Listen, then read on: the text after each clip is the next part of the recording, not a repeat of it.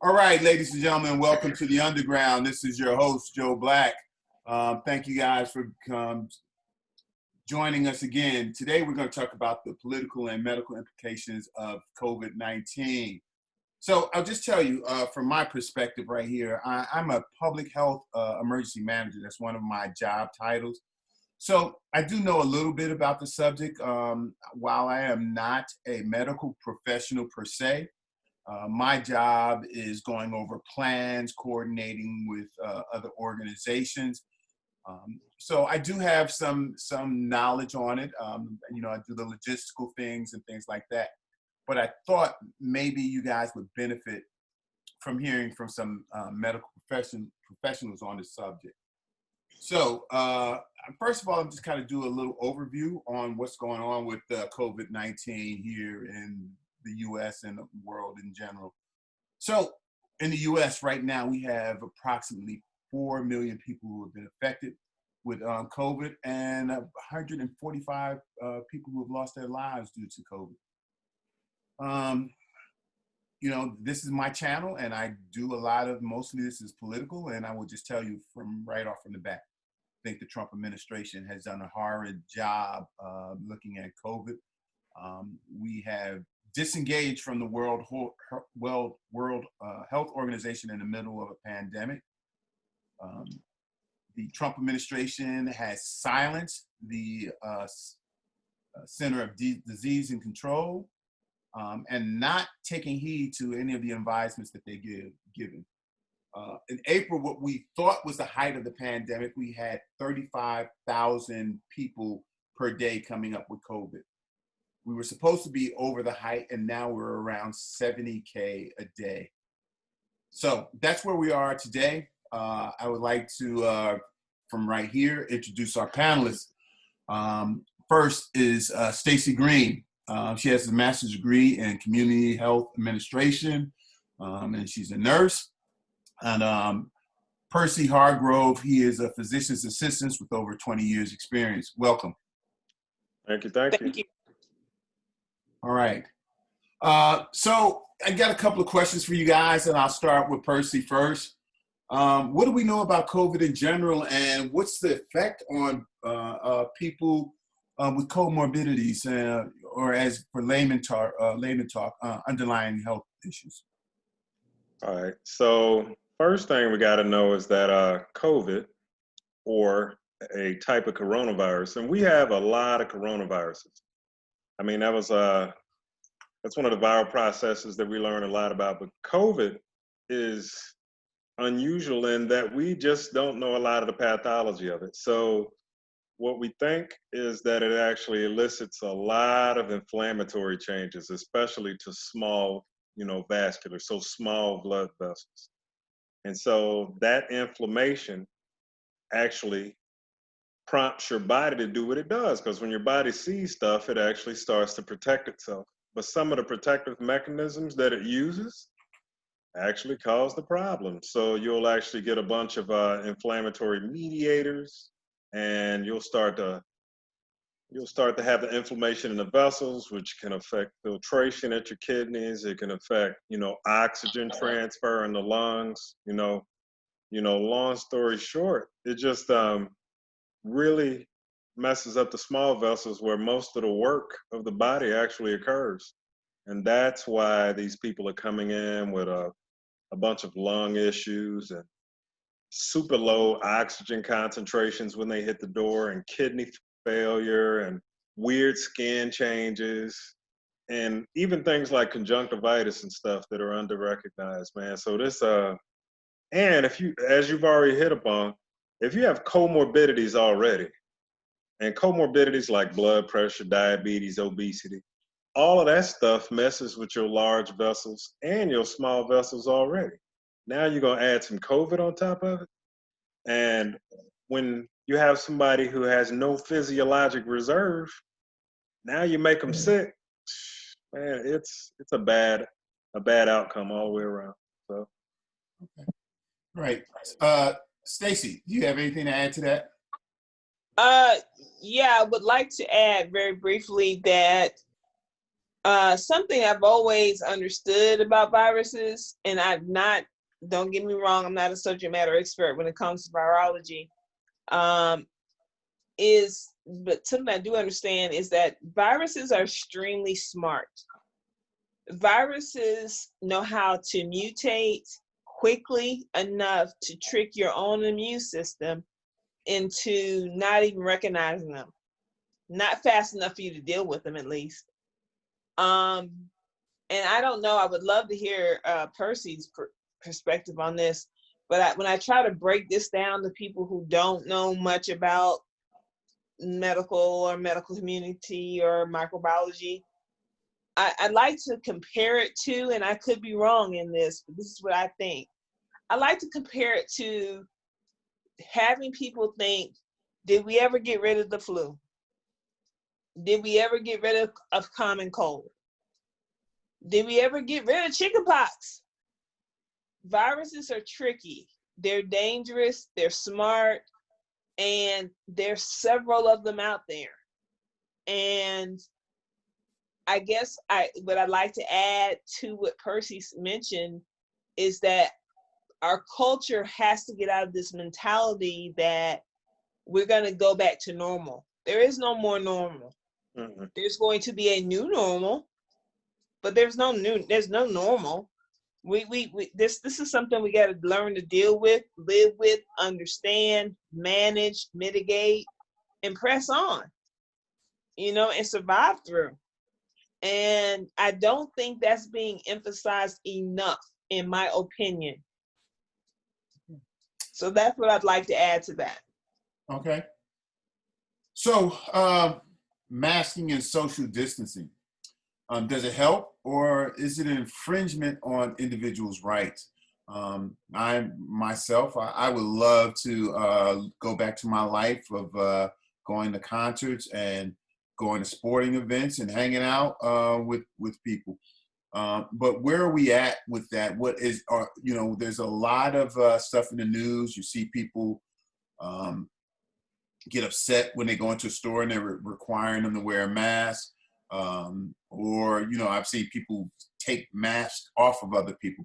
I've heard, and I can't remember right now, I heard one person say if we all wore a mask for 4 to 6 weeks, that we would reduce our numbers of people who got COVID by 90%. So I started off with Percy first time. Stacey, what do you think on that? I honestly believe that wearing of masks, social distancing, I think those are mitigations. They're mitigating the growth or the spreading of this virus. To what extent, I can't tell you. I'm not that deep into it. I believe that if we just go on living our lives like we normally do, we'll end up like Texas or Arizona or Florida. It's already evident to me that we've done this wrong. And yes, I am pointing fingers because I think our leadership has failed us. I think that some of this mitigation should have started a long time ago. I think this should have never been blown off. I'm not saying we wouldn't have gotten some of the same outcomes, but I am saying that I feel very confident that if we had started earlier with trying to address the problems that we're having with this virus, that we wouldn't be so far behind right now. That's how I see it. That's what I believe, and that's how I feel. Okay. Percy, you got any comments on that? No, I mean, simply to add to what she says, because you get a lot of people who say masks don't work and masks don't help. Now, granted, a lot of those people who are saying that have been led astray by the highest levels. I won't even say what we're talking about. We all know who he's talking about. But I truly believe the reason why some states have actually been able to hit upon this and get their peak early and then draw it down is that they aggressively pushed the mask issue despite, these confusing things from up high. Their governors, their other local representatives made mask wear a point and a priority. People had no choice but to embrace it. We got a bad, stretch of time where we had a lot of cases, and then it went down. I'll use Maryland as an example. People are out and about more than they ever have been in the last few months. I can tell you right now, the vast majority of people that I personally see, they wear those masks, not because they want to, but because it's gotten so, it's part of your daily things to do. And what we've seen is that people are moving about a lot more, but our cases have actually started to drift down, whereas other states like Florida, Georgia, Arizona, where their governors fell in line with some confusing stuff, man, their cases are out of control, and they still aren't embracing mask wear, and that's why it's going to be a hard road to hoe for them. So, masks definitely mitigate it and actually lower the chances. You can't have a 0% chance; that's just not possible. But it definitely helps with a combination of mask and social distance. So, you know. So when you look at social distancing, masks, and things like that, we all want our lives to go back as close as possible to what it used to be. We all want children to go to school. We all want to do the things that we were wanting to do before. Did some of the counties, states go open up too quickly? Is that why we're now at 70,000 cases a day, or was this just bound to happen? I guess if you don't mind, Percy, I'll jump on that real quick. Go for it. One, I have two answers to that. I guess the answer is yes, we did open up too early. Number two, we opened up too late. And I think that a lot of it starts with leadership. And I know Percy alluded to this, but we all know that in the way in which you lead, people will follow. Not everybody, but people will follow. And we've had leadership that's been all over the place. I got a governor here in Texas who I swear on a stack of Bibles. One week I saw him on TV talking about, oh, put on the mask and do this and that and hide under your bed and rah, rah, rah, and scare, scare, scare. And then next week he was talking about we got to open up the economy. I'm like, which is it? There are so many people confused about the rules or lack thereof that it's gotten to a point where, people don't know what to do. If you were to come out to Texas right now, you'd be walking around here like, okay, half of y'all doing this, another half doing that. So what difference does it make? And I will tell you, that's part of the reason we're having a problem. Our leadership is not lockstep. There's mixed messages. There's specialists out there who have been studying virology their whole lives. And they're not even being respected and listened to by our own leadership. And I think that's a problem. And I think, to go back to answer your question, Black, I believe wholeheartedly that we opened up too soon. And I don't want to, break your toys, but there is no more normal. Normal's gone. Forget that. You lived that. You had a great time. It's beautiful. It's great, but it's gone. We have to start focusing on a new normal, in my opinion. So that's how I see it. All right.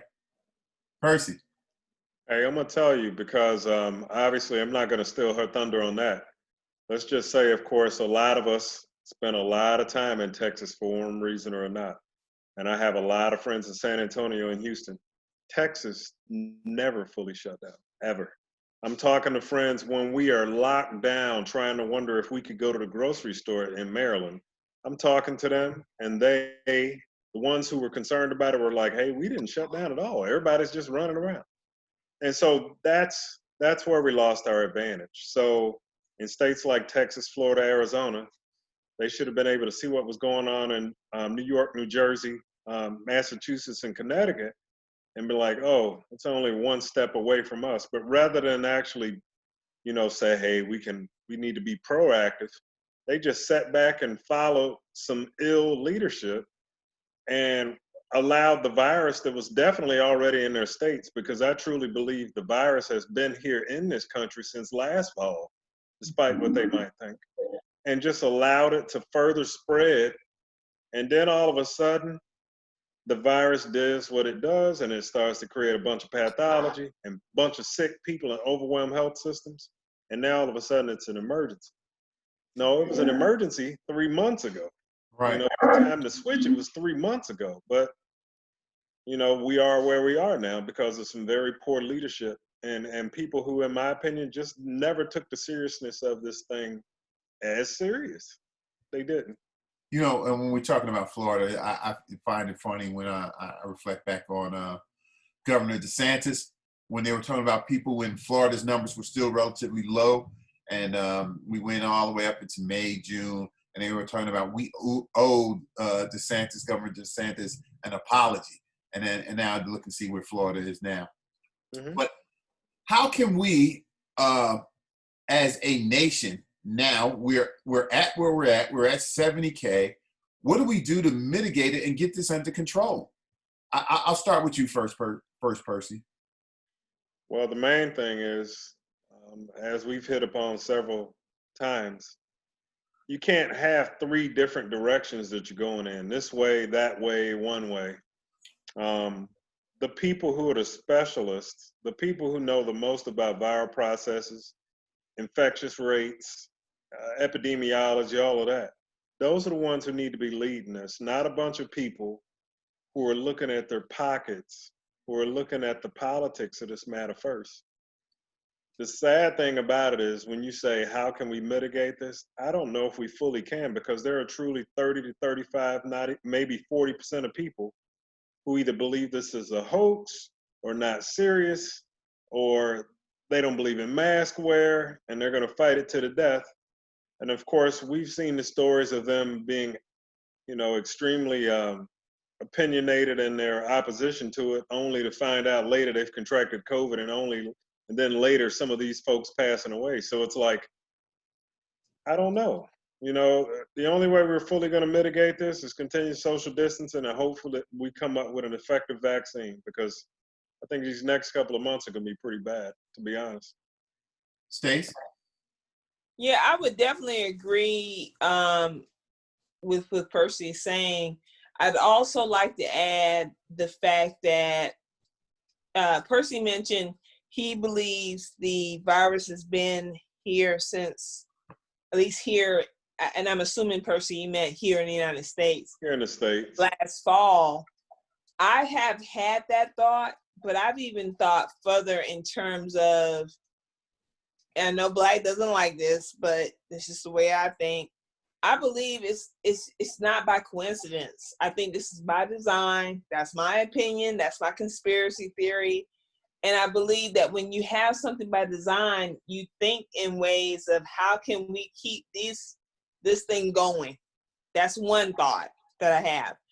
The other piece I'd like to add in is, again, you're not going to get this under control when everybody is on different sheets of music, and when people who have dealt with this, who study these types of things all their lives practically, are not at the table.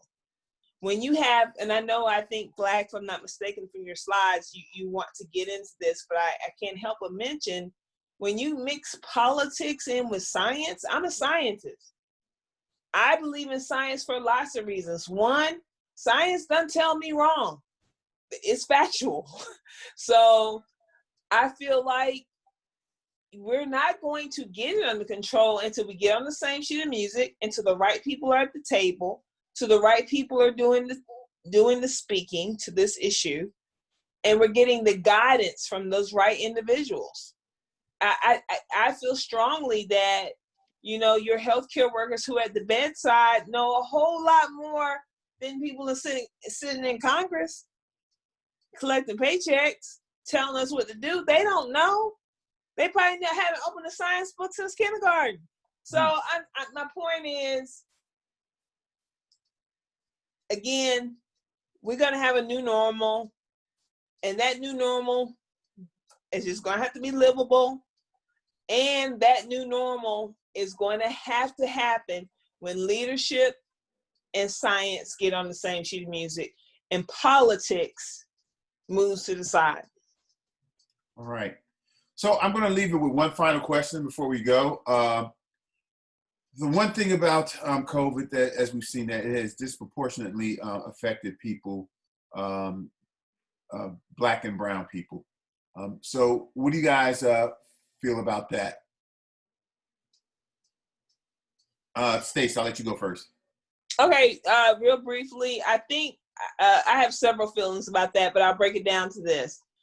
I think when you have a combination of a lack of quality health care combined with a lack of information, combined with food insecurity, combined with fear of healthcare, a lack of trust in healthcare. I think, in my opinion, those things are higher in Black and brown communities. And I think that those things, in and of themselves, and I'm sure there's plenty more, are a mixture for disaster when it comes down to something like this. That's what my thoughts are. How those things get fixed, I don't know. But I do know it's not going to get better until those things get fixed. Okay. Percy. Hey, she hit upon it. So the thing about it is, I'm a numbers guy. So I'm not that I'm fixated or obsessed with these coronavirus rates and death rates and all of that, but I compare likes to likes. And so I look at similarly sized states with similar numbers of infections, and then you look at the death rates. And one state may be tremendously higher than the other. And so you have to wonder, like, okay, they have the same infection rate, same number of folks infected. Why are there so many more people over here passing away as opposed to this place? It literally is because, unfortunately, in this country, and I hope I don't step on any toes, and we're all health professionals, so we see this. A lot of people just don't take their health seriously, whether it be obesity, poor diet, whether it be exercise, whether it be smoking, whether it be, like Stacey has said, lack of access to the information to know what's actually hurting you over time. Long story short, these people don't have the physiologic reserve. You know, they may actually be at midpoint already. And then you have something like COVID that comes along and just knocks them for a loop. Whereas if they were healthier, if, you know, they had the education piece, if they had this right here, if you're operating at tip-top shape and this thing comes along, it might knock you down, but it won't knock you out. And like she said, and I grew up with no access to care as a kid. I was just fortunate that God watched over for us, and we didn't need a lot of health-related treatments and stuff.